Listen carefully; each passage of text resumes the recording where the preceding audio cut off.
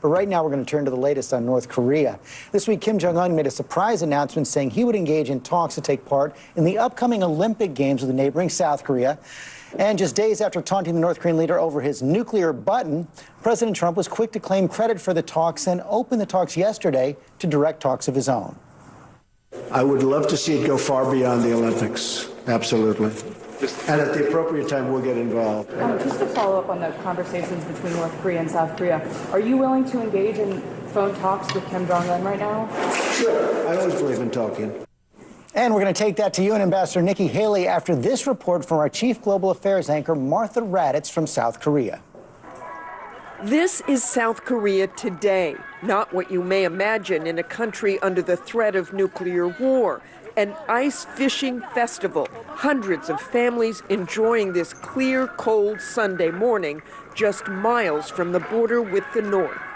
But in the middle of this icy fishing paradise, the idea of fire and fury is never far away.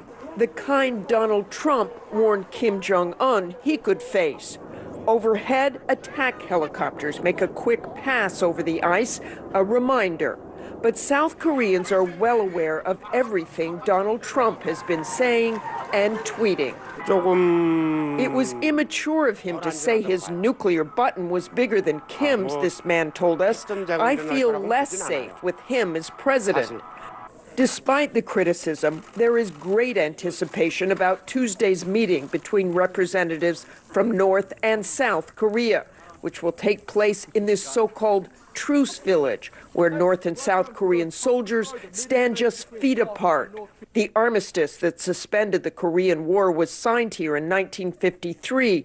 The topic this Tuesday will be limited to the North's participation in the Olympic Games. As we journeyed further north today, past the artillery pieces lining the roadside, the barbed wire, the barriers, everyone we talked to agreed with Trump on one issue, that Tuesday's talks were a positive sign. Lee Byung-ok is 75. She lives with other Korean War survivors. She remembers as a child passing dead bodies as she was fleeing with her family. I know Trump goes overboard, she says, but sometimes you need that to be strong and aggressive. And unlike any president before him, Donald Trump faces the prospect of nuclear war with North Korea, and Kim Jong-un is every bit as aggressive and unpredictable as Trump. And back in Seoul now, where there is also optimism about Tuesday's meetings, tempered by the realization that they are very narrow in scope, and the nuclear threat is far from over. George? Thank you, Martha. We're joined now by the U.S. Ambassador to the UN, Nikki Haley. Thanks for coming in, Madam Ambassador. Thank you. I want to pick up on the President's press conference yesterday where he opened the door to those direct talks with North Korea. In the past, he said it would be a waste of time for Secretary Tillerson to talk with North Korea. So why the turnaround? There is no turnaround. What he has basically said is, yes, there could be a time where we talk to North Korea, but a lot of things have to happen before that actually takes place. They have to stop testing. They have to be willing to talk about banning their nuclear weapons. Those things have to happen. What we're trying to do is make sure we don't repeat what's happened the last 25 years, which is them start to act like they're coming to the table, them ask for a lot of money, and then them cheat their way through. We're going to be smart this time. We're going to make sure that whatever happens makes the United States safer and make sure that we denuclearize the peninsula. You laid out two quite different conditions right there. It's one thing to stop testing for now. It's another to say we're going to get rid of our nuclear arsenal. The North Koreans getting rid of their nuclear arsenal. Both conditions are necessary for the U.S. to talk? No, I think stop testing is very important and for a significant amount of time.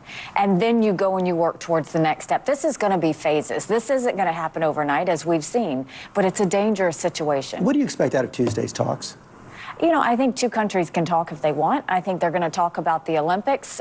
It's not my understanding that they're going to talk about anything further, but, you know, those two countries have to get along. That's good for the United States if they can at least start getting back into talk. So I think that's a good thing. Last week, we had Admiral Mike Mullen on the program talking to Martha Raddatz, echoed by Joe Biden this week, Vice President Joe Biden, both saying they believe the U.S. is closer to nuclear war with North Korea. Do you agree? It's a dangerous situation. It's not something we want. We have said that multiple times. The president said it. Every member of this administration has said it. But the reality is this is a very dangerous situation. But did the president make it worse with that tweet earlier this week about the nuclear button? Here's what the former Vice President Joe Biden said about that. When we engage in activities like let's compare the button, they all, for different reasons and different motivations, lose confidence in us. They wonder, do we know what the hell we're doing? Is he right that it hurts our credibility with our allies? They don't wonder if we know what the hell we're doing. I think it's very clear we do. What they know is we're not letting up on the pressure. We're not going to let them go and dramatize the fact that they have a button right on their desk and that they can destroy America. We want to always remind them we can destroy you too. So be very cautious and careful with your words and what you do. I know it's something that makes people nervous, but if we didn't do it, we would be in a more dangerous situation. Do you think that tweet was a good idea? I think that he always has to keep Kim on his toes. It's very important that we don't ever let him get so arrogant that he doesn't realize the reality of what would happen if he started a nuclear war. You've even got Republicans in Congress, Cory Gardner, John Cornyn, saying this is reckless. You know, everybody's going to have their opinion. What I can tell you is I'm dealing with the diplomats on the ground. I'm dealing with all of the actors in this situation. It is a serious situation, and he can't sit there and imply that he's going to destroy the United States without us reminding him of the facts and the reality that if you go there, it's not us that's going to be destroyed, it's you. You say you deal with the diplomats on the ground. You deal with diplomats every single day, world leaders from around all across the globe. How do they respond overall to the president's tweets? I read one analysis this week saying that they're just starting to tune them out. I don't think they're tuning them out. If anything, I noticed that they are absolutely glued to them, but they see them as unpredictable. That's probably the overwhelming feeling that I see. As too unpredictable? I don't think ever too unpredictable. I think they don't know what the U.S. is going to do at any given time. And so for that reason, they're getting much more cautious and they're paying attention to how they work with us. So, you know, we've got a ways to go, but it's not a bad thing. It's really not. Of course, you know, a lot of these questions, the tweets reinforced by this book that came out this week, the Michael Wolff book.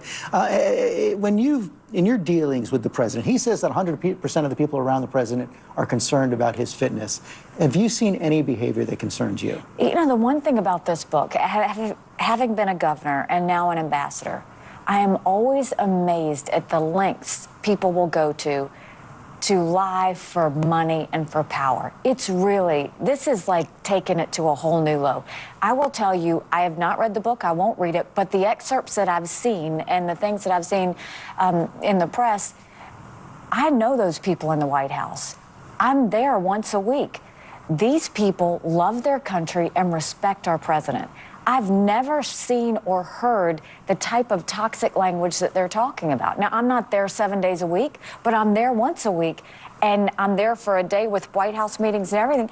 No one questions the stability of the president. Well, except that Michael Wolff says he had 200 interviews. He says he has interviews on tape. We know he spent a lot of time in the White House over the course of the first several months, and a lot of the most damning anecdotes have not been denied by those involved.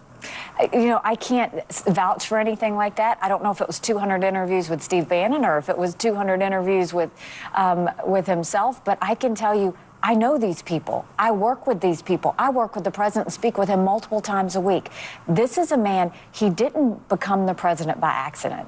And as much as everyone wants to talk about stability, was he unstable when he passed the tax reform? Was he unstable when we finally hit back at Syria and said no more chemical weapons? Was he unstable when we finally put North Korea on notice?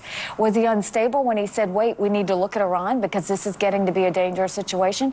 Was he unstable with the jobs or the economy or the stock market? We need to be realistic at the fact that every person, regardless of race, religion, or party, who loves this country should support this president. So it's that important. So you're not concerned that those close to the president don't have his interests at heart? I'm around them all the time. I see these people put everything they've got into their jobs and into respecting and trusting the president. If they didn't, they wouldn't be there. Ambassador Haley, thanks for your time this morning. Thank you very much.